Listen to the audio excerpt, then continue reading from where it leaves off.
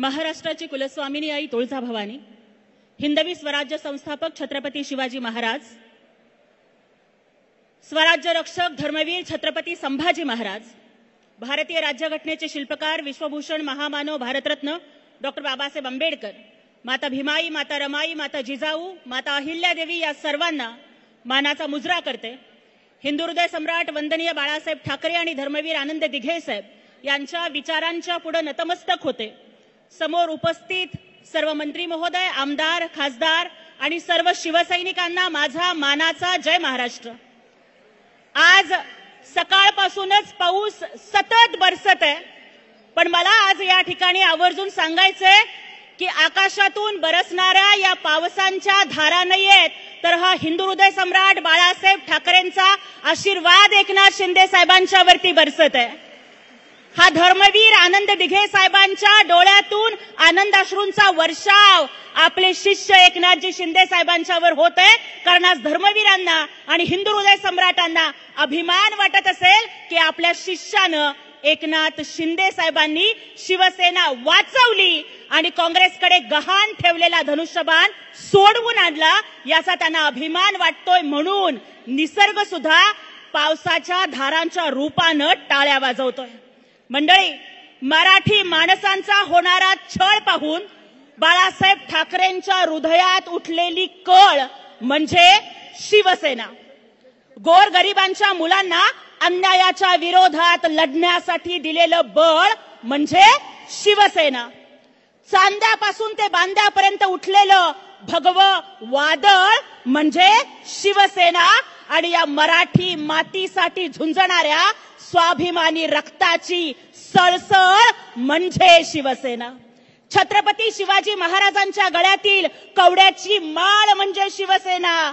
आणि या मराठमोळ्या मातीचं चंद्रकोरीनं सजलेलं कपाळ म्हणजे शिवसेना. ज्ञानोबा तुकाराम म्हणत गरजणाऱ्या वारकऱ्यांच्या हातातील टाळ म्हणजे शिवसेना. आणि फुले शाहू आंबेडकरांच्या कर्तृत्वानं सजलेलं आभाळ म्हणजे शिवसेना. आणि माजोऱ्या मस्तवाल महाराष्ट्र द्रोह्यांच्या कानाखाली काढलेला जाळ म्हणजे शिवसेना. आणि आज त्याच स्वाभिमानी शिवसैनिकांचा 59वा वर्धापन दिन इथे साजरा होतोय. भगवा हिंदुत्वाचा, भगवा स्वाभिमानाचा, भगवा वारकऱ्यांचा, भगवा प्रभू श्रीरामांचा, भगवा भगवद्गीता सांगणाऱ्या श्रीकृष्णांचा. अरे इतकंच काय, एका पाली श्लोकात असं म्हटलेलं आहे की इति पिसो भगवा अरहम सम्मा संबुद्धस्स. भगवान बुद्धांचं एक नाव भगवा आहे आणि बुद्धांच्या चिवराचा रंग सुद्धा भगवा आहे. शीख धर्मामधल्या ध्वज नानकांचा सुद्धा त्याचा रंग भगवा आहे. जैन धर्मात सुद्धा भगव्याला महत्व आहे. उगवणारा सूर्य भगव्या रंगाचा. आणि म्हणून तरी हा भगवा छत्रपती शिवरायांच्या मावळ्यांचा भगवा, जो 18 पगड जातींना सोबत घेऊन चालतो, जो एकनाथजी शिंदे साहेब यांच्या नेतृत्वाखाली चालतो. आणि अभिमान वाटतोय सांगायला की या भगव्याच्या सोबतच निळा सुद्धा तितक्याच स्वाभिमानानं एकनाथ शिंदे साहेबांना साथ द्यायला उभा आहे. कारण भीमशक्ती आणि शिवशक्तीचं स्वप्न हिंदू हृदय सम्राट बाळासाहेब ठाकरेंनी बघितलं होतं की दौलत मिली किसी को तो वो धनवान बन गया, दौलत मिली किसी को तो वो धनवान बन गया, ताकत मिली किसी को तो वो पहलवान बन गया. मैं खुशनसीब था कि मुझे बाबा साहब मिले और मैं इंसान बन गया. अशी महती सांगणाऱ्या बाबासाहेबांचा समाज सुद्धा आज शिवसेनेमध्ये आहे. माननीय युवा खासदार आणि ज्यांनी भारताचं नेतृत्व आंतरराष्ट्रीय पटलावरती करून भारताचा तिरंगा ऑपरेशन सिंदूरचा संदेश आखाती देशांच्या मध्ये पोहोचवला, ते डॉक्टर श्रीकांतजी शिंदे साहेबांचं आगमन इथे झालेलं आहे. जोरदार टाळ्या वाजवून आपण त्यांचं या ठिकाणी हार्दिक स्वागत करूयात. सगळ्यात महत्वाचं तर 59व्या वर्धापन दिनाच्या शिवसैनिकांना शुभेच्छा देते. आणि महत्वाची गोष्ट सांगते that when you Google for Shivsena UBT on the internet, then you will find that this is claimed by Wikipedia that Shivsena UBT is a party founded under the leadership of Uddhav Balasaheb Thackeray on 10th October 2022. मग जर तुमचाच अधिकृत page सांगते की तुमच्या पक्षाची स्थापना 10 October 2022ला झाली, तर उबाठावाल्यांनो खुशाल तिसरा वर्धापन दिन साजरा करा. हिंदू हृदय सम्राट बाळासाहेब ठाकरेंच्या स्वाभिमानी शिवसेनेचा 59वा वर्धापन दिन हा माननीय एकनाथजी शिंदे साहेबांच्या नेतृत्वाखाली साजरा होतोय. इथं जमलेत स्वाभिमानी मावळे आणि तिकडे मात्र जमलेले आहेत ते सत्तेच्या पिंडाला चटावलेले कावळे. अरे मागच्या 3 वर्षामध्ये बाप चोरला, बाण चोरला, पक्ष चोरला, याच्या पलीकडे तुम्हाला काहीच करता आलं नाही.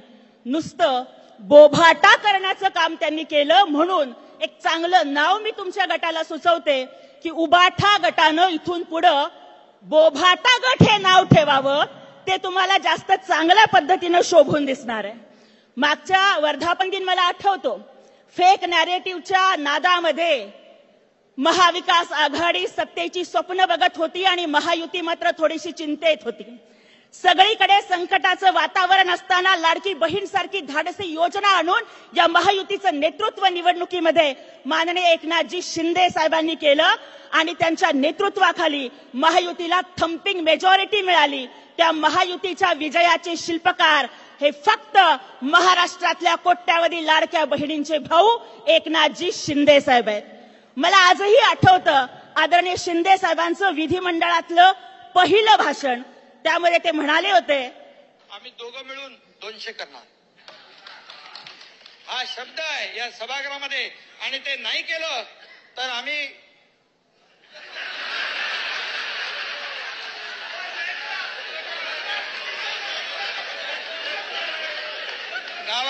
गावाला शेती करायला जाईल. माननीय एकनाथजी शिंदे साहेबांनी छाती ठोकपणानं सांगितलेलं होतं की महायुतीचे जर 200 आमदार नाही निवडून आले तर गावी शेती करायला जाईल. साहेब, तुमच्या कर्तृत्वानं महाराष्ट्रानं तुम्हाला असा कौल दिला की तुम्हाला शेती करायला जावं लागणार नाही. पण विरोधकांची मात्र महाराष्ट्रानं माती केली आणि 60 आमदार शिवसेनेचे आले आणि महायुतीचे 200 पेक्षा जास्त आले. उबाठावाल्यांनी 100 लढवले आणि त्यांचे 20 आमदार निवडून आले. महाराष्ट्राची जनता किती हुशार आहे बघा. लढवले 100, आले 20. लोकांना माहितीये ते आहेत 420 म्हणून त्यांचे आमदार आले 20. साहेबांच्या नेतृत्वाखाली आपण लढवल्या 80 जागा, निवडून आले 60. अरे पन्हाळाचा किल्ला घेताना छत्रपती शिवाजी महाराजांनी कोंडाजी फर्जंदाला विचारलं की कोंडाजी सांग किती मावळे पाहिजेत. तेव्हा कोंडाजी फर्जंद म्हणाले की राज, फक्त 60 मावळं द्या, तो पन्हाळा तुमच्या पायाशी हजर करतो. माननीय एकनाथजी शिंदे साहेबांचे 60 आमदार निवडून आले कारण एकनाथजी शिंदे साहेबांनी महाराष्ट्राच्या पाठीचा कणा ठेवला ताठ. एकनाथजी शिंदे साहेबांनी महाराष्ट्राच्या पाठीचा कणा ठेवला ताठ. फोडून टाकला महाविकास आघाडीच्या फेक नॅरेटिव्हचा माठ आणि म्हणूनच शिवसेनेचे आमदार निवडून आले स्वाभिमानी 60. मला आज या ठिकाणी माननीय श्रीकांतजी शिंदे साहेबांचं इथे आगमन झालंय. खरं तर मराठ्यांनी अटकेपार झेंडे लावले हे आपण नेहमी म्हणतो, पण शिवसेनेचे एक उच्च शिक्षित युवा, तरुण, तडफदार आणि अभ्यासू नेतृत्व अटकेपार झेंडे लावून देशाच्या तिरंग्याचा अभिमान वाढवून ते मायदेशात परत आलेत. एकदा प्रचंड टाळ्या वाजवून आपण आदरणीय श्रीकांतजी शिंदे साहेबांचं या ठिकाणी स्वागत करूयात. मंडळी, पहलगामला जेव्हा हल्ला झाला, धर्म विचारून लोकांना मारलं गेलं, महाराष्ट्रातल्या आया बहिणींच्या कपाळावरचं कुंकू पुसलं गेलं, त्यावेळेला मोदी साहेबांनी दौरा कॅन्सल केला. ते काश्मीरला गेले, अमित शहाजी गेले, एकनाथजी शिंदे साहेब तर एकटे नाही गेले, 5-5 विमानं घेऊन गेले आणि तिथं अडकलेल्या महाराष्ट्रातल्या सगळ्या लोकांना सुखरूप घेऊन आले. तिथल्या महिला म्हणत होत्या महाराष्ट्रातल्या की साहेब, आम्हाला माहित होतं तुम्ही येणार, कारण आमचा लाडका भाऊ, सख्खा भाऊ येणार नाही पण लाडका भाऊ येणार ह्याची गॅरंटी होती. 5 विमानं घेऊन 550 पर्यटकांना महाराष्ट्रात सुखरूप परत आणेपर्यंत एकनाथजी शिंदे साहेबांनी सुखाचा श्वास घेतला नाही. आणि त्यावेळेला महाराष्ट्रातला आज प्रत्येक माणसाला माहितीये की मी जगाच्या कानाकोपऱ्यात कुठेही असेल, आणि माझ्यावरती कुठलंही संकट कोसळलं तर मी फक्त एका माणसाला फोन करू शकतो आणि एका फोनवर तो माणूस मला मदत करेल. त्या व्यक्तीचं नाव एकनाथजी शिंदे साहेब. पण ज्या वेळेला महाराष्ट्र तिथे संकटात होता, आया बहिणींच्या कपाळावरचं कुंकू पुसलं होतं, तेव्हा उबाठा तुम्ही कुठे होतात? अरे उबाठा, तुम्ही तर तुमच्या कुटुंबासमवेत लंडनला, युरोपला गुलाबी थंडीची मजा घेत होतात. साधं श्रद्धांजलीचं ट्विट नाही, देशावरती संकट आलं, महाराष्ट्राच्या आया बहिणीचं कुंकू पुसलं गेलं आणि तुम्ही महिनाभर लंडनमध्ये मजा करताय. अरे काय मागच्या वेळेला तुमचा पोरगा वरळीतनं थोड्या मतांनी पडला म्हणून आता काय लंडनमध्ये त्याला उभा करायची तयारी करताय का? का तुमच्याकडे इतके पैसे आहेत लंडनमध्ये की मोजायला महिनाभर लागतात म्हणून तुम्ही तिथे बसताय का? मग मला सांगा की महाराष्ट्राचे कुटुंब प्रमुख म्हणवणारे हे जे सुखात सोबत दुःखात सोबत नाहीयेत, त्यांना आपण कुटुंब प्रमुख कसं म्हणायचं? आजही त्यांच्या मेळाव्याची टॅगलाईन आहे की कुटुंब सोहळा आनंदाचा. पण माझ्या शिवसैनिक भावांनो आणि बहिणींनो, काही नेते असे असतात जे आपल्या कुटुंबालाच आपला पक्ष समजतात आणि एकनाथजी शिंदे साहेबांसारखे नेते असतात जे आपल्या पक्षालाच आपलं कुटुंब समजतात. आणि असा नेता या आधी सुद्धा झाला नाही आणि इथून पुढे सुद्धा होणार नाही, हे आपलं भाग्य आहे. माननीय नरेंद्र मोदी साहेबांनी जेव्हा डॉक्टर श्रीकांत शिंदे साहेबांच्यावरती ऑपरेशन सिंदूरची जबाबदारी दिली, आम्हाला अभिमान वाटतोय की 7ही शिष्टमंडळाच्या नेतृत्व करणाऱ्या अध्यक्षांपैकी सगळ्यात कमी वयाचे तरुण तडफदार माननीय श्रीकांतजी शिंदे साहेब होते. ते ज्या ज्या देशामध्ये गेले त्या देशाला मान्य करावं लागलं की ऑपरेशन सिंदूर ही गरज होती, भारताचं सार्वभौमत्व टिकवण्याची गरज होती. पाकिस्तानच्या आतंकवादाचा बुरखा फाडण्याचं काम आंतरराष्ट्रीय व्यासपीठावरती माननीय श्रीकांत शिंदे साहेबांनी केलं. पाकिस्तानचा बंद पडणे आतंकवाद, निष्पापांचा मांडणे जागतिक पटलावरती आकांत, आणि हा लढतोय भारत मातेसाठी महाराष्ट्राचा श्रीकांत. अशा श्रीकांतजी शिंदे साहेबांनी प्रत्येक देशामध्ये जाऊन ठणकावून सांगितलं की ए पाक, तेरा ख्वाब अधूरा है, अधूरा ही रहेगा. तू किस्मत का मारा है, मारा ही रहेगा. और कश्मीर हमारा था, हमारा ही रहेगा. और तेरे हर हमले का जवाब करारा है, करारा ही रहेगा. अशा पद्धतीने सांगण्याचं काम हे माननीय डॉक्टर श्रीकांत शिंदे साहेबांनी केलं. त्यांचा प्रत्येक शिवसैनिकाला या ठिकाणी अभिमान वाटतोय.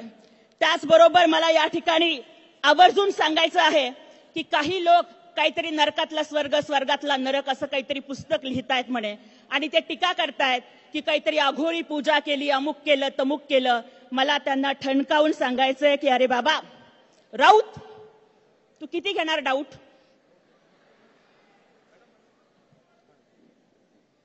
ओके, ठीक आहे. राऊत, तू किती घेणार डाऊट? अरे बाबा, आम्ही करत नाहीये मंत्र तंत्र अघोर, आम्ही करत नाहीये मंत्र तंत्र अघोर. पण एकनाथजी शिंदे साहेबांनी त्यांच्या काळामध्ये जनता केली बिनघोर आणि म्हणून हे सत्ता आली, हे त्यांना सांगायचंय. 2च मिनिटात मला थांबायचंय, पण त्याआधी माननीय एकनाथजी शिंदे साहेबांच्या वरती 2 ओळी ज्या मी लिहिलेल्या आहेत त्या मला तुम्हाला सादर करायच्या आहेत आणि त्या बोलून मी थांबवते. अडीअडचणीत सापडलेल्यांना मदतीसाठी घेतलेली धाव म्हणजे एकनाथजी शिंदे साहेब. अडीअडचणीत सापडलेल्यांना मदतीसाठी घेतलेली धाव म्हणजे एकनाथजी शिंदे साहेब. या राजकारणाच्या बजबजपुरीमधलं माणुसकीचं गाव म्हणजे एकनाथजी शिंदे साहेब. कोल्हापूर, केरळ, सांगली, महाड प्रत्येक महापुरामध्ये स्वतःच्या जीवाची पर्वा न करता जनतेला वाचवणारी नाव म्हणजे एकनाथजी शिंदे साहेब. आणि हिंदुत्वाचा बाजार मांडून मिळवलेल्या लाचार सत्तेवरती घातलेला भवानी तलवारीचा घाव म्हणजे एकनाथजी शिंदे साहेब. गोरगरिबांच्या अंधारलेल्या आयुष्यामधली दिव्याची वात म्हणजे एकनाथजी शिंदे साहेब. गोरगरिबांच्या अंधारलेल्या आयुष्यामधली दिव्याची वात म्हणजे एकनाथजी शिंदे साहेब. आणि अडल्या नडल्या प्रत्येकाला दिलेला मदतीचा हात म्हणजे एकनाथजी शिंदे साहेब. आणि लढणाऱ्या प्रत्येक शिवसैनिकाला दिलेली खंबीर साथ म्हणजे एकनाथजी शिंदे साहेब. त्यामुळे आता शिवसैनिकांनी ठरवलंय की बघा, हे ते वारसा सांगतायत. मला सांगा रे, तुम्ही कुठला वारसा सांगताय? जेव्हा देश संकटात होता, अरे साधं पाकड्यांची क्रिकेटची मॅच भारतात झाली तर पिच उकडायला सांगणारे बाळासाहेब ठाकरे कुठे? आणि जेव्हा पाकडे दहशतवाद्याचा नंग थैमान धर्म विचारून लोकांना मारत होते, तेव्हा लंडनमध्ये थंड हवेमध्ये सुट्ट्या साजरे करणारे बाळासाहेब ठाकरेंचा वारसा सांगू शकतात? उबाठा, तुमचं रक्त इतकं थंड झालं? अरे हिंदू हृदय सम्राटांनी तर सांगितलं होतं की एक वेळेस गुंड वारे पण शंड होऊ नका. आणि मग भारत संकटात असताना थंडगार बसणारी माणसं हिंदू हृदय सम्राटांचा वारसा सांगणार का? पहलगामला जाऊन प्रत्येक महाराष्ट्रीयांना सोडवणारे अनाथांचे नाथ एकनाथजी शिंदे सर हे हिंदू हृदय सम्राटांचा वारसा सांगणार. होय, आम्ही वारसा सांगतो हिंदुत्वाचा, कारण अफजल खानाच्या कबरीवरचं अतिक्रमण हटवलं, उस्मानाबादचं धाराशिव झालं, अहमदनगरचं अहिल्यानगर झालं, औरंगाबादचं संभाजीनगर झालं, गाईला राज्यमातेचा दर्जा दिला. एकनाथजी शिंदे साहेब हे बाळासाहेबांची स्वप्न पूर्ण करणाऱ्यांच्या सोबत गेले. राम मंदिर झालं, 370 कलम हटलं, अफजल खानाच्या कबरीवरचं अतिक्रमण हटलं. पण उबाठा, तुमच्या राज्यात मात्र मुंबई बॉम्बस्फोटातला आरोपी याकूब मेमनची कबर सजली. सांगा कुठला वारसा सांगताय तुम्ही? आणि तुम्हाला वारसा सांगण्याचा अधिकार आहे का? होय, आम्ही मराठी स्वाभिमानाचा वारसा सांगतोय, कारण एकनाथजी शिंदे साहेबांच्या काळामध्ये मराठीला राज्यभाषेचा दर्जा दिला. महाराष्ट्र माझा हे राज्यगीत राज्याला मिळालं. प्रत्येक केंद्रीय कार्यालयामध्ये मराठी भाषेतनं कारभार हा अनिवार्य करण्यात आला. आणि उबाठा, तुम्ही मात्र तुमची मुलं इंग्रजी शाळेमध्ये शिकवली. मला सांगा कुठला वारसा सांगताय तुम्ही? होय, आम्ही वारसा सांगतोय हिंदू हृदय सम्राट बाळासाहेब ठाकरेंच्या 80% समाजकारण आणि 20% राजकारणाचं कारण. कोल्हापूरच्या मातीमधली एक 25 वर्षाची बुरखा घातलेली फहीम सादिक मकुबाई 2 महिन्याच्या बाळाला घेऊन येते आणि म्हणते की साहब आपकी दुआ है, बेटी बची बेटी का नाम दुआ रखा. एकनाथजी शिंदे साहेब म्हणजे काय? अरे शॉक लागलेल्या 5 वर्षाच्या गुलाम गौसचे हातपाय गेले. त्या मुलाला दिलेल्या कृत्रिम हातापायातनं तो म्हणतोय की मैं सरहद पर जाकर दुश्मनों को गोली मारूंगा. ती जिद्द म्हणजे एकनाथजी शिंदे साहेब. उबाठा, तुमच्या काळात 2.5 वर्षात 2.5 कोटी दिले. माननीय एकनाथजी शिंदे साहेबांनी 450 कोटी रुपये वाटून 50,000 रुग्णांचे जीव वाचवले. मला सांगा कुठला वारसा सांगताय तुम्ही? तुम्हाला एवढंच सांगते कि हुकूमत तो वही करते हैं जिनका दिलों पर राज होता है. हुकूमत तो वही करते हैं जिनका दिलों पर राज होता है, वरना यूं तो गली के मुर्गों के सर पर भी ताज होता है. आणि कोट्यावधी जनतेच्या मनावरती अधिराज्य गाजवणारे नेतृत्व एकनाथजी शिंदे साहेबांचं नेतृत्व आहे. मला एवढंच सांगायचं या ठिकाणी कि जो जमाना कहता है उसकी तू परवाह मत कर और जिसे दिल न माने उसे तू सलाम मत कर. आणि आता शिवसैनिकांनी ठरवलंय की शिवसेनेला, काँग्रेसचा गुलाम करणाऱ्याला आम्ही सलाम करणार नाही. आणि एकनाथजी शिंदे साहेबांच्यासाठी मात्र हा शिवसैनिक तळहातावरती प्राण घेऊन उभा. जाता जाता एकच मुद्दा. कुछ लोग कहते हैं कि अब भाई भाई की युती होगी. वाव, उबाठा, जेव्हा आपण काकांना मांडीवरती घेऊन काँग्रेसची भांडी घासत होतात तेव्हा तुम्हाला भाऊ नाही आठवले. आता सगळीकडे पराभव झाल्यानंतर भाऊ आठवतायत. म्हणजे तुमची गत कशी झाली आहे माहितीये का? आता एक डोळा हेकना मग किधर भी देखना, असं कसं चालेल? कुछ लोग कहते हैं कि भाई भाई की युती होगी, कुछ लोग कहते हैं चाचा भतीजे की युती होगी, कुछ लोग कहते हैं बाप बेटे की युती होगी, कुछ लोग कहते हैं भाई बहन की युती होगी. पण या महाराष्ट्राच्या इतिहासामधली अजरामर युती एकच, ती म्हणजे लाडक्या बहिणींनी आपल्या लाडक्या भावाबरोबर केलेली युती, जी रक्ताच्या नात्यापेक्षा घट्ट आहे आणि ती कुणीच तोडू शकणार नाही. म्हणून येणाऱ्या स्थानिक स्वराज्य संस्थांच्या निवडणुकीत एकनाथजी शिंदे साहेबांच्या नेतृत्वाखाली भगवाच फडकणार. एवढंच सांगते की एकनाथजी शिंदे साहब जब चलते हैं, एकनाथजी शिंदे साहब जब चलते हैं तो लोगों का कारवां चल पड़ता है. एकनाथजी शिंदे साहब जब चलते हैं तो लोगों का कारवां चल पड़ता है. जब वो रुकते हैं तो तूफान भी रुक जाते हैं. अरे उन्हें बदलने की कोई कोशिश न करना, उन्हें बदलने की कोई कोशिश न करना, क्योंकि अगर वो बदलते हैं ना तो पूरा इतिहास बदल देते हैं. आणि हा इतिहास आदरणीय शिंदे साहेबांनी बदलला. आज मी मनापासून आभार मानते की माझ्यासारख्या एका झोपडपट्टीतल्या गरीबाच्या लेकीला मोठ्या बापाची पोरगी नाहीये मी. एका गरीबाच्या लेकीला आणि दलिताच्या बेटीला आज मंचावरती बोलण्याची संधी फक्त आणि फक्त एकनाथजी शिंदे साहेबांच्यामुळे मिळते. लोक म्हणतायत की ताई थोडं कमी आक्रमक बोला. अरे पण कमी आक्रमक कसं बोलू? शिवरायांची वाघीण आहे, भीमराज की बेटी मैं तो जय भीम वाली हूं. आणि एकनाथजी शिंदे साहेबांची लाडकी बहीण आहे, जीव गेला तरी आक्रमकच बोलणार. साहेब माझ्यासारख्या गरीबाच्या लेकीला जी 12वीच्या बोर्डात मागासवर्गीयात पहिली आली, जिनं सेट केलं, नेट केलं, JRF केलं, इंग्रजीमधनं PhD केलं, साहेब पैसे नेट डोनेशनला म्हणून नोकरी सुद्धा परमनंट कोणी दिली नाही. पण तुम्ही मला जो हा मान सन्मान दिलात आणि अगदी आजच्या वर्धापन दिनाला ओपनिंग बॅट्समनला लाडक्या बहिणीला बोलवलं. शिवसेनेत महिलांना मान सन्मान आहे, याच्यापेक्षा मोठं उदाहरण कुठलं देऊ? त्यामुळे साहेब या सगळ्या लाडक्या बहिणी तुमच्या सोबत आहेत. शेवटच्या श्वासापर्यंत या सगळ्या लाडक्या बहिणी, लाडके भाऊ तुमच्यासाठी झटतील आणि तुमच्याच नेतृत्वाखाली हे नवं महाराष्ट्र, शिवरायांचं सुराज्य, हिंदुहृदय सम्राट बाळासाहेब ठाकरेंच्या स्वप्नातला आणि धर्मवीर दिघे साहेबांच्या स्वप्नातला महाराष्ट्र साकार होणार आहे साहेब. कारण तुमच्या नेतृत्वात साहेब तुम्ही ठाण्याला आंतरराष्ट्रीय दर्जाचं शहर बनवलं.